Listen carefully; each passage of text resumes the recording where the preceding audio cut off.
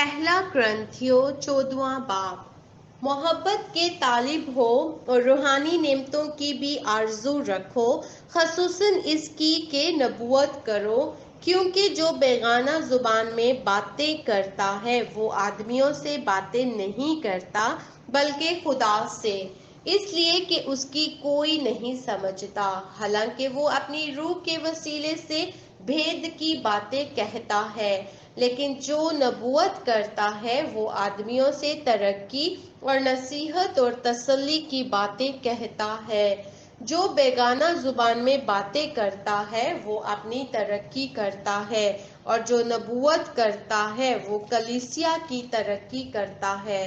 اگرچہ میں یہ چاہتا ہوں کہ تم سب بیگانہ زبانوں میں باتیں کرو، لیکن زیادہ تر یہی چاہتا ہوں کہ نبوت کرو، اور اگر بیگانہ زبانیں بولنے والا کلیسیا کی ترقی کے لیے ترجمہ نہ کرے تو نبوت کرنے والا اس سے بڑا ہے۔ پس اے بھائیو، اگر میں تمہارے پاس آ کر بیگانہ زبانوں میں باتیں کروں اور مکاشفہ یا علم یا نبوت یا تعلیم کی باتیں تم سے نہ کہوں تو تم کو مجھ سے کیا فائدہ ہوگا؟ چنانچہ بے جان چیزوں میں بھی جن سے آواز نکلتی ہے، مثلاً بانسری یا بربط، اگر ان کی آوازوں میں فرق نہ ہو تو جو پھونکا یا بجایا جاتا ہے وہ کیوں کر پہچانا جائے، اور اگر ترہی کی آواز صاف نہ ہو تو کون لڑائی کے لیے تیاری کرے گا؟ ایسے ہی تم بھی اگر زبان سے واضح بات نہ کہو تو جو کہا جاتا ہے کیوں کر سمجھا جائے گا؟ تم ہوا سے باتیں کرنے والے ٹھہرو گے۔ دنیا میں خواہ کتنی ہی مختلف زبانیں ہوں، ان میں سے کوئی بھی بے معنی نہ ہوگی۔ بس اگر میں کسی زبان کے معنی نہ سمجھوں تو بولنے والے کے نزدیک میں اجنبی ٹھہروں گا، اور بولنے والا میرے نزدیک اجنبی ٹھہرے گا۔ پس تم جب روحانی نعمتوں کی آرزو رکھتے ہو تو ایسی کوشش کرو کہ تمہاری نعمتوں کی افزونی سے کلیسیا کی ترقی ہو۔ اس سبب سے جو بیگانہ زبان میں باتیں کرتا ہے وہ دعا کرے کہ ترجمہ بھی کر سکے، اس لیے کہ اگر میں کسی بیگانہ زبان میں دعا کروں تو میری روح تو دعا کرتی ہے مگر میری عقل بیکار ہے۔ پس کیا کرنا چاہیے؟ میں روح سے بھی دعا کروں گا اور عقل سے بھی دعا کروں گا، روح سے بھی گاؤں گا اور عقل سے بھی گاؤں گا، ورنہ اگر تو روح ہی سے حمد کرے گا تو ناواقف آدمی تیری شکر گزاری پر آمین کیوں کر کہے گا؟ اس لیے کہ وہ نہیں جانتا کہ تو کیا کہتا ہے۔ تو بے شک اچھی طرح سے شکر کرتا ہے مگر دوسرے کی ترقی نہیں ہوتی۔ میں خدا کا شکر کرتا ہوں کہ تم سب سے زیادہ زبانیں بولتا ہوں، لیکن کلیسیا میں بیگانہ زبان میں 10,000 باتیں کہنے سے مجھے یہ زیادہ پسند ہے کہ اوروں کی تعلیم کے لیے 5 ہی باتیں عقل سے کہوں۔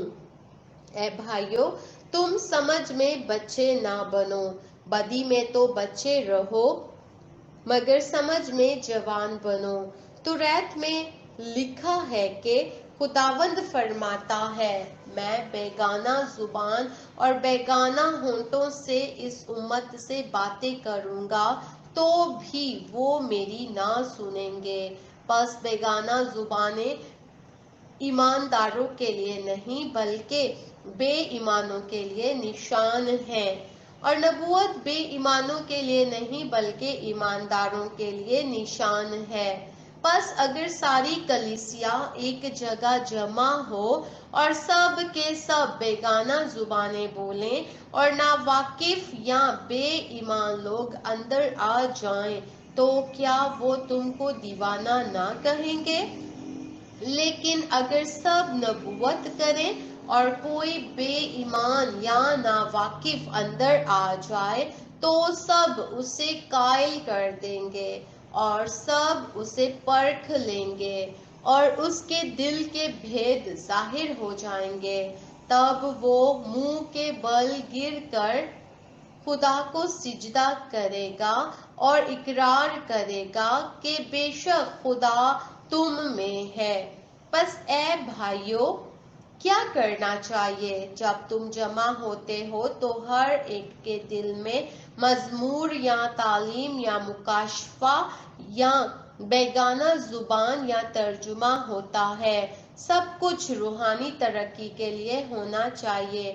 اگر بیگانہ زبان میں باتیں کرنا ہو تو دو دو یا زیادہ سے زیادہ تین تین شخص باری باری سے بولیں اور ایک شخص ترجمہ کرے، اور اگر کوئی ترجمہ کرنے والا نہ ہو تو بیگانہ زبان بولنے والا کلیسیا میں چپکا رہے اور اپنے دل سے اور خدا سے باتیں کرے۔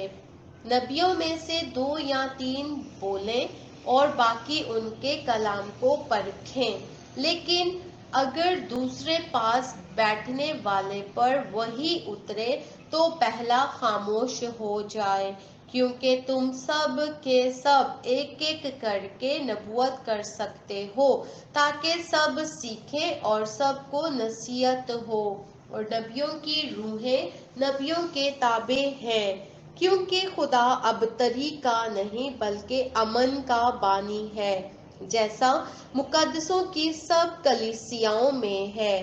عورتیں کلیسیا کے مجمع میں خاموش رہیں، کیونکہ انہیں بولنے کا حکم نہیں بلکہ تابع رہیں، جیسا توریت میں بھی لکھا ہے۔ اور اگر کچھ سیکھنا چاہیں تو گھر میں اپنے اپنے شوہر سے پوچھیں، کیونکہ عورت کا کلیسیا کے مجمع میں بولنا شرم کی بات ہے۔ کیا خدا کا کلام تم میں سے نکلا یا صرف تم ہی تک پہنچا ہے؟ اگر کوئی اپنے آپ کو نبی یا روحانی سمجھے تو یہ جان لے کہ جو باتیں میں تمہیں لکھتا ہوں وہ خداوند کے حکم ہیں، اور اگر کوئی نہ جانے تو نہ جانے۔ پس اے بھائیو، نبوت کرنے کی آرزو رکھو اور زبانیں بولنے سے منع نہ کرو، مگر سب باتیں شائستگی اور قرینہ کے ساتھ عمل میں آئیں۔